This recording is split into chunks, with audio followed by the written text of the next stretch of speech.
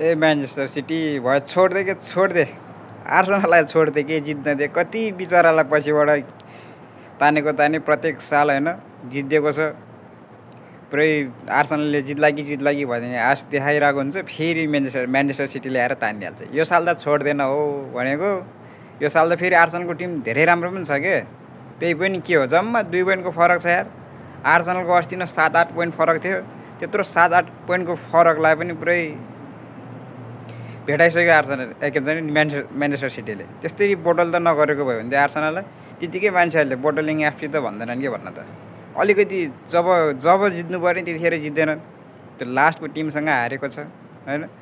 अब हुन त अझै पनि 2 पोइन्ट माथि छ तर अब चाहिँ जित्नको लागि होइन अब प्रिमियर लिग टाइटल जित्नको लागि चाहिँ आर्सेनलले चाहिँ सबै गेम जित्नु पऱ्यो अब हुन त अब म्यान्चेस्टर सिटी पनि हार्न सक्छ होइन तर म्यान्चेस्टर सिटी हारेन भने के त त्यही भएर चाहिँ अब आर्सेनलले सबै गेम जित्नुपर्छ क्या सबै गेम जित्नुपर्छ यो साल चाहिँ बिचरा आर्सेनलले जित्यो भने जस्तो लागेको थियो के हुन्छ हेरौँ है त